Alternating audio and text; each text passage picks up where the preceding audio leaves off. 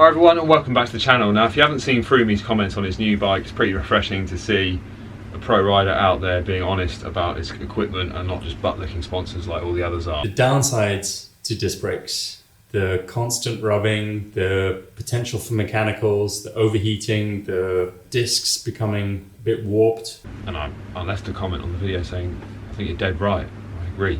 And they work for mountain bikes, they don't tend to work for road bikes that well.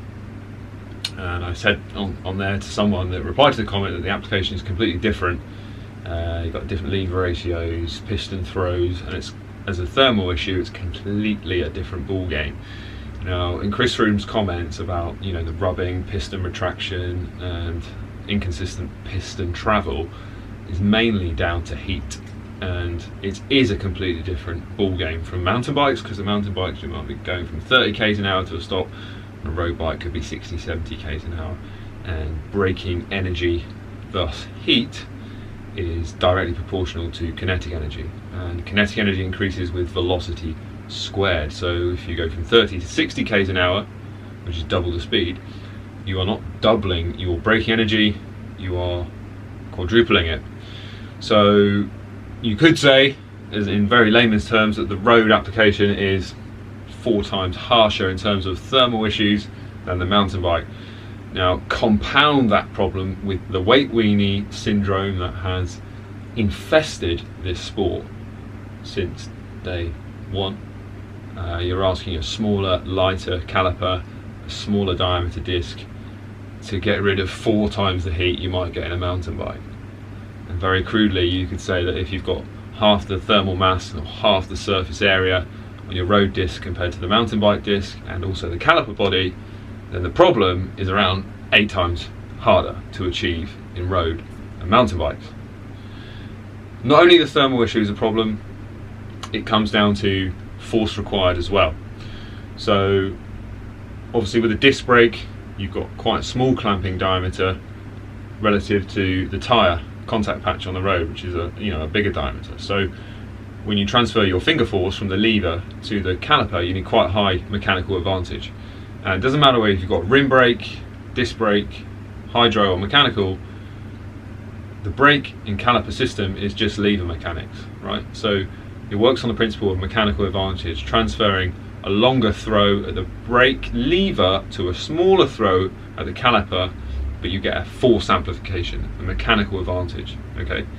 Now, Lil Birdie tells me that the next generation road calipers, maybe from Shimano, have more pad clearance and more piston throw at the caliper. Now that sounds great, but don't forget, no hay almuerzo gratis. Niente pranzo gratis. There's no free lunch in lever mechanics. If you want a bigger throw at the piston, you need to increase that throw at the lever as well. But people don't like a long lever throw, so you have to trade off mechanical advantage. So is the force going to be reduced if Shimano have increased the piston throw at the caliper? Because there's no free lunch, okay? So if you've got a 10-to-1 mechanical advantage in the current brakes, let's say, so you've got 10 mil throw at the lever and 1 mil throw at the caliper, that's a mechanical advantage of 10 divided by 1, force amplification of 10. Let's say you want 2 mil at the caliper, but only your same 10 mil at the lever. 10 divided by 2 is 5. So you've only got mechanical advantage of 5, which is half what you started with. So what I'm trying to tell you is there's no free lunch. So are the brakes going to be less powerful? Or is the lever throw going to be bigger? It's going to be interesting to see. But it's a horrible, and I do feel sorry for the industry engineers because of the weight weantards that constantly want lighter things. And they're already giving the industry grief saying that disc brakes are too heavy. Well, if you're trying to put 4 times the heat into a caliper body that's half the size of a mountain bike one, something's got to give, right? And you can't lose that heat as quickly as you need to, then it's a poison chalice for the designers of road disc brakes. I mean, if you think about something else that does 50 or 60 kilometers an hour and comes to a stop, i.e. a small scooter, Vespa, Yamaha, something like that, okay, the actual scooter weighs more. But again, it's the MV squared. It's the velocity which is the real damaging thing. And you look at the surface area and heat loss properties of those brakes compared to the piddly little things the weight weenies ask for on the bike, is a horrible problem.